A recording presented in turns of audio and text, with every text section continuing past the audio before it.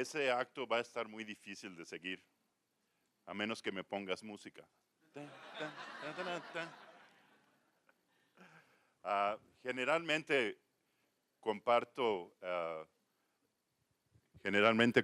la parte inmunológica de la importancia de calostro, como todos ustedes lo saben y tienen siempre en la mente. Hoy voy a compartir con ustedes todo lo que no es inmunológico, que es importante en el calostro y que se nos olvida tomar en consideración.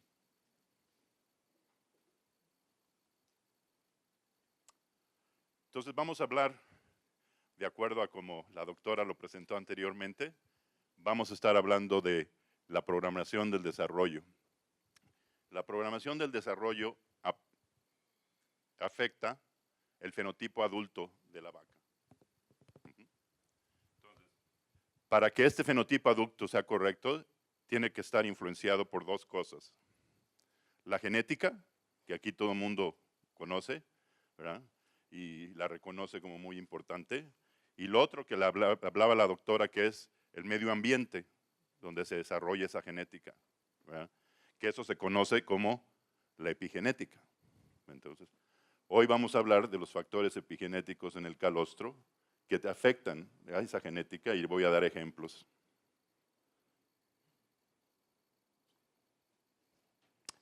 Las influencias epigenéticas maternas vienen unas durante la gestación y concepción, como se explicó muy claramente y elocuentemente en la plática anterior, ¿verdad?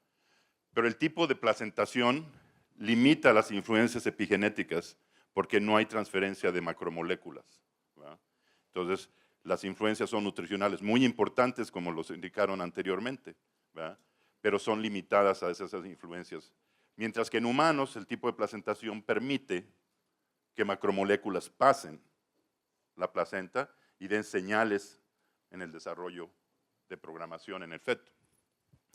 Eso no pasa en los bovinos. Entonces, el calostro tiene un efecto epigenético muy importante. Siempre hablamos de los efectos de inmunoglobulinas, anticuerpos y nutrientes, pero muy poco hablamos de hormonas y factores de crecimiento, que hay muchos, ¿verdad? Y de las señales metabólicas que le manda la madre por medio del calostro. Y sabemos que esas contribuyen significativamente en el desarrollo epigenético. Para tratar de aclarar lo que estoy hablando, vamos a mostrarles aquí el desarrollo de tejidos durante las diferentes etapas de la vida. La plasticidad de los tejidos durante el periodo embrionario y periodo fetal es como más se pueden influenciar, son muy maleables, ¿verdad? Cambian muy fácilmente y por eso las influencias uterinas son tan importantes, ¿verdad? Pero también hay plasticidad de tejidos en el periodo neonatal y en el periodo productivo, pero es menor el efecto que tienes en los tejidos, ¿verdad? Entonces, la influencia materna yo la divido en dos. La influencia en el útero, que fue la que hablaron en la plática anterior, y la influencia lactócrina, ¿verdad? Que nos da una ventana de oportunidad única, porque la podemos manipular, ¿verdad? Y esa influencia lactócrina, esas señales se definen como los factores bioactivos que están presentes en calostro y en la leche de transición. El calostro se empieza a formar 3 semanas antes del parto y se acumulan en la glándula mamaria una cantidad de factores muy importantes. En el que más se ha estudiado es las inmunoglobulinas, ¿verdad? Que se transfieren activamente de la sangre a la glándula mamaria. Pero hay otros muchos factores que se pasan a la glándula mamaria. Aquí tenemos, por ejemplo, inmunoglobulinas 65 veces más cantidad de inmunoglobulina en el calostro que en la leche. Pero también IGF-1 y IGF-2, 10 veces más. Insulina, 5 veces más. Y muchísimos otros factores, ¿verdad? Un punto que quiero enseñarles aquí es que vean cómo el calostro se desarrolló a tener inhibidores de tripsina para que esas proteínas no fueran digeridas, ¿verdad?, por las enzimas. Y hay otras enzimas que inhiben otras proteasas. Aquí les paso nada más unos cuantos ejemplos de algunos factores que se han estudiado bien: antimicrobianos, inmunoestimulantes, prometabólicos, antioxidantes, antiinflamatorios, etc.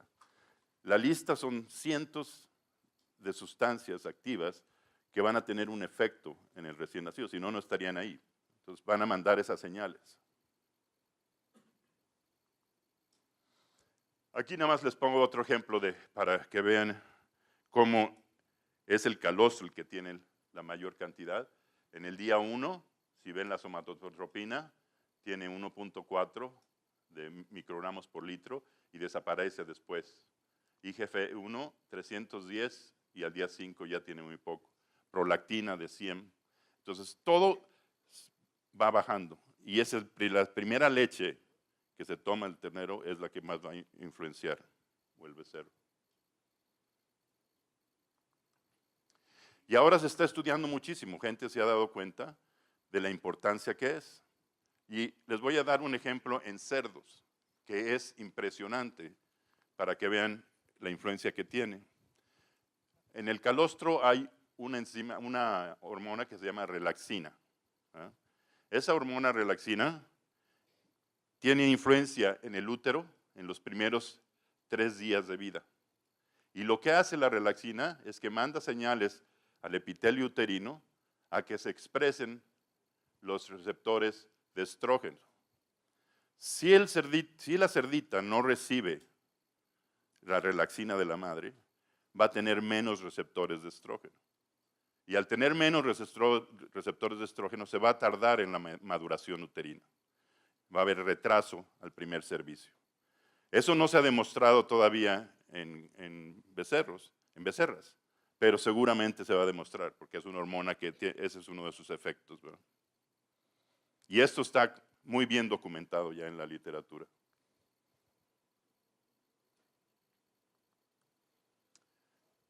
Entonces, tomando eso en cuenta, yo propongo que calostro no solamente es para la inmunidad, sino la oportunidad de dar calostro es una ventana de oportunidad que nos la podemos utilizar para mejorar la productividad en el rebaño.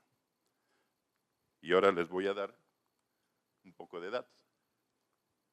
Sabemos que la pared intestinal está completamente abierta durante las primeras horas de vida, ¿verdad? Y eso es el fenómeno de transferencia pasiva. Evolucionariamente, los becerros nacen con las paredes intestinales abiertas para que pasen todas estas sustancias al torrente sanguíneo, ¿verdad? Entonces, todo lo que le metamos, pues no todo, pero un porcentaje importante de lo que se le mete por la boca, ¿verdad?, lo que mama, va a pasar a la sangre, ¿verdad? Esa oportunidad nunca vuelve a suceder en la vida. Esa pared intestinal se cierra y está cerrada de por vida. Entonces la podemos utilizar durante las primeras horas y después desaparece. ¿Cuándo hay otra oportunidad en la vida productiva de una becerra para tener tanta influencia en su capacidad productiva? ¿Conocen otra? ¿Ah? Que le damos vitaminas cuando tienen 6 meses, o que la vacunamos, o que se nos pasa un día la vacunación. Nada pasa, la vacunamos al siguiente día. Pero esto se cierra y ya. Y yo creo que no le damos la importancia necesaria. Y yo digo que es una oportunidad única, pero es de tiempo limitado. Es como las ofertas en los centros comerciales. ¿Ve? Compra la televisión, pero la tienes que comprar en las siguientes 6 horas, si no ya la tienes que pagar más por la televisión, ¿verdad? Y es porque se cierra la pared intestinal. Se cierra muy rápidamente. Aquí vemos que si le damos, esto midieron la inmunoglobulina, si le das, y eso pasaría con las otras proteínas también, que no se absorberían, ¿verdad? Si se las das a la hora 0, es cuando tiene la mejor absorción. Y ya para 12 horas, ya la absorción es muy, muy baja. Ahora, ¿qué pasa cuando no usamos la oportunidad correctamente? ¿Verdad? Sabemos que causa mortalidad, porque es muy obvio, porque los animales se enferman. Entonces sabemos que si tienen falla de transferencia pasiva, son más susceptibles a morir, 4 veces más muertes a los 60 días. ¿Verdad? Y es ahí donde ponemos la limitante de lo que medimos, el BRICS que medimos, la inmunoglobulina que medimos, ¿verdad? Que tiene que estar por arriba de 10 miligramos por mililitro. Pero eso es nada más midiendo una cosa. ¿Verdad? ¿Qué pasa con todo lo demás? O sea que eso es una indicación, ¿verdad?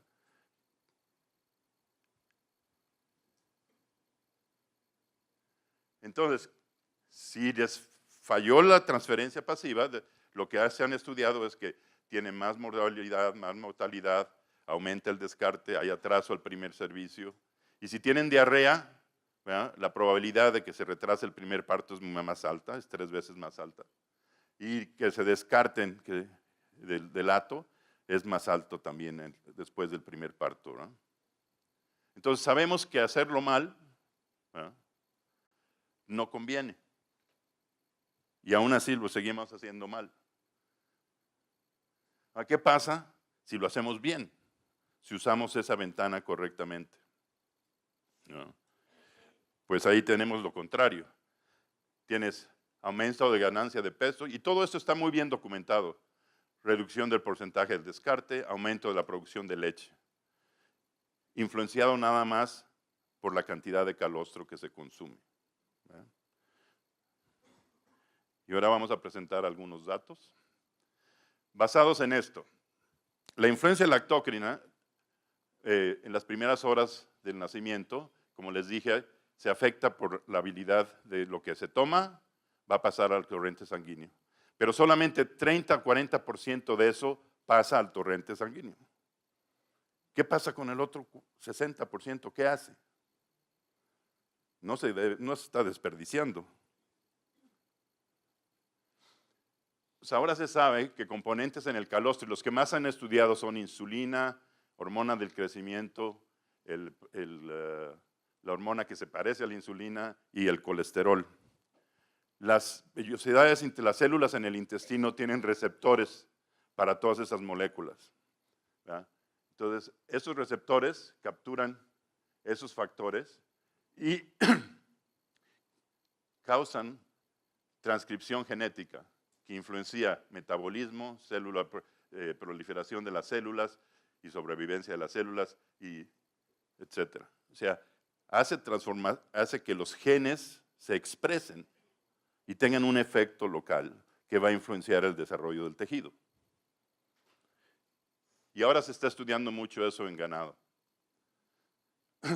Este es un estudio que se hizo en 2003 y lo que hicieron es que le dieron un sustituto de leche, pero tenía un extracto de calostro, de todas las proteínas del calostro, y otros sin proteína de calostro o con proteína de calostro. Y hicieron mediciones de las vellosidades, y vieron que la circunferencia de la vellosidad, de esta parte, y la altura de la vellosidad, ¿verdad? Era mejor cuando tenían el extracto de calostro. ¿Qué significa eso? Eso es cada celulita de estas, ¿verdad? Va a causar mejor absorción. Si tienes una vellosidad, que si imaginan la vellosidad es mi dedo, ¿verdad? Y es más gordo y más largo, va a tener más células. ¿Qué va a ocasionar eso? Mejor absorción, ¿no? Si tienes más células para absorber, vas a tener mejor absorción.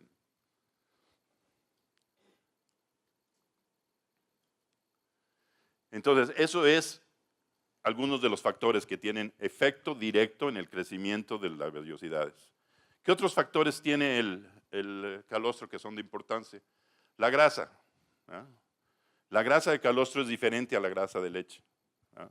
Y la necesita, desde el punto de vista nutricional, de necesidades calóricas, la becerra lo necesita. Aquí ven la temperatura al nacer, sigue bajando, bajando, bajando, le damos el calostro y sube inmediatamente. ¿verdad? O sea que es muy importante desde el punto de vista de dar calorías, ¿verdad?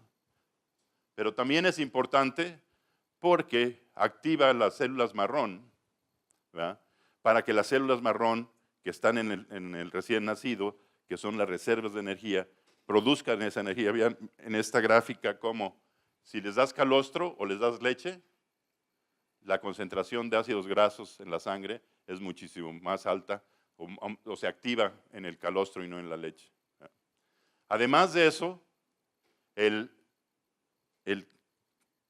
la grasa en calostro activa vías metabólicas en el hígado que van a afectar el metabolismo de lípidos durante toda la vida del ternero. Hay una programación de vías metabólicas. ¿Qué otra cosa hay en calostro que es importante? Azúcares. Vean la diferencia del tipo de azúcar, ¿verdad? En el día 1, que en el día 15, que en el día 60. Los azúcares ácidos, ¿verdad?, son más prevalentes en el calostro. ¿Y qué efecto tiene eso? Pues ahora están estudiando que esos oligosacáridos actúan como prebióticos, ¿verdad?, y afectan la colonización de bacterias buenas en el intestino del recién nacido. Este es un estudio reciente del grupo del doctor Steele, y les dieron calostro a diferentes horas, a las 0 horas, a las 6 horas o a las 12 horas, y midieron el tipo de bacteria que estaba colonizando. Bifidobacteria en esta gráfica y lactobacilos. Estas son buenas bacterias, ¿verdad? Y la colonización ayuda a la mejor digestión y a prevenir colonización por bacterias malas, ¿verdad? Entonces vean que si se retrasa la administración de calostro, hay peor colonización por estas bacterias. Y mientras más temprano se lo den, ¿verdad?, mejor colonización. Ahora hay muchísimos estudios en eso porque es importantísimo. Las vellosidades, la grasa, la microbiota, ¿qué afecta en términos prácticos? ¿verdad? La ganancia de peso de los terneros. Entonces, esto explica los estudios que hicieron, ¿verdad?, en 2005, por ejemplo, donde dieron 2 litros de calostro o 4 litros de calostro y le siguieron el peso durante 500 días. Y los animales que recibieron los 2 litros de calostro solamente ganaron menos peso que los que recibieron 4 litros. ¿verdad? Aquí hay otro estudio donde hicieron comparaciones. Esto es en la disertación del doctor Soberón. 4 litros de calostro con muy buena nutrición, 12 litros de sustituto de calostro, ¿verdad?, o poco sustituto de calostro, pero mucho calostro, de leche, perdón, o 4 de calostro y 4 de leche, 2 de calostro y 12 litros de leche, y 2 de calostro y aquí debería ser 4 litros de leche. ¿verdad? Entonces, si ven, el mejor resultado de ganancia de peso fue cuando se le dio mucho calostro o bastante calostro con muy buena nutrición. ¿verdad? Pero si le das mucho calostro, aquí, pero no buena nutrición, el efecto no es tan bueno. O sea que los efectos que tiene el calostro son muy, muy importantes. Entonces, ¿quedó claro esto? ¿Sí, más o menos? Sí. Entonces, es muy importante que consuman bastante calostro, pero también la nutrición, después de darle seguimiento con nutrición, también es muy importante. Este es otro estudio, nada más reafirma lo que he estado mencionando, ¿verdad? Aquí midieron, la manera que vieron el calostreo fue midiendo la inmunoglobulina y vieron si tenían baja inmunoglobulina o alta inmunoglobulina y vieron la ganancia de peso y ganaron más de 1 kilo de peso de diferencia. Y la mortalidad, ¿verdad?, es muy, muy diferente.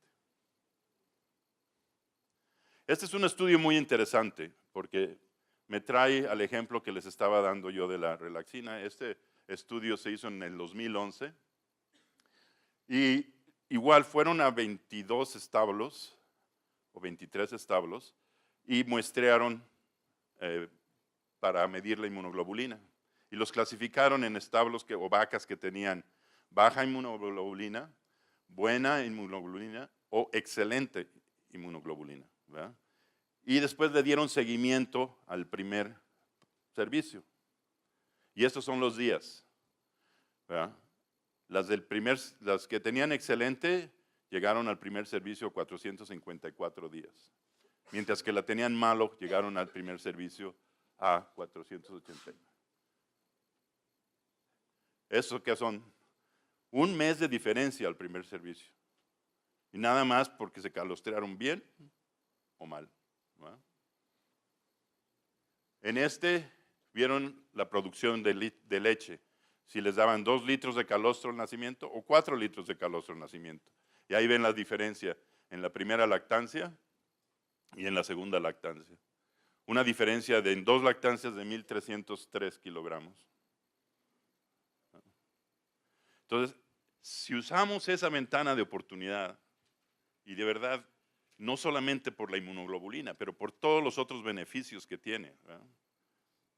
La influencia lactócrina tiene alguna importancia después del primer día, ¿verdad? Porque los factores, todavía hay bastantes factores ahí, ya no se absorben, ¿verdad? Pero definitivamente están ahí y van a estar en contacto con el epitelio. Los anticuerpos también están ahí y van a tener contacto con los microbios que están en el lumen del intestino. Entonces, ahora empiezan a hacer estudios en ese tema, ¿verdad? Solamente el primero que se hizo fue por Verge y fue en ranchos en California. Agarró 600 becerras en 3 diferentes ranchos y estos eran animales que tenían baja inmunidad pasiva. Y les administró, después del primer día, lo suplementó con calostro, ¿verdad? Este es el control y este les dio un placebo que era, les aumentó la proteína pero no era calostro, ¿verdad? Y siguió el número de días de tratamiento de diarrea y fue significativo que los animales que recibieron el calostro después del primer día tenían menos diarrea. Estos experimentos se están haciendo en Estados Unidos porque ya hay restricciones en el uso de antibióticos en los ranchos de terneros, ¿verdad? Entonces están tratando de bajar la reducción de anticuerpos. Este estudio le dio seguimiento al doctor Chamorro el año pasado y también él dio 150 gramos de calostro en polvo 2 veces por día y creo que fueron 7 días que dio, 14 días. 14 días. Y él lo que vio fue la consistencia de feces, la enfermedad respiratoria, depresión y ombligos. Y vio que había una reducción en los animales que les daban tratamiento, ¿verdad? Tenían una reducción de 85%, de respiratoria 64%, menos depresión y el uso de antibióticos fue menor también. Fue casi 60% reducción del uso de antibióticos, nada más para aumentar el calostro en polvo. Y esta es aquí, en Brasil, que fue de las primeras ensayos que hicieron aquí en Brasil, es la Fazenda Lajeando. Son 100 gramos al día de calostro en polvo, 50 y 50, del segundo al quinto día.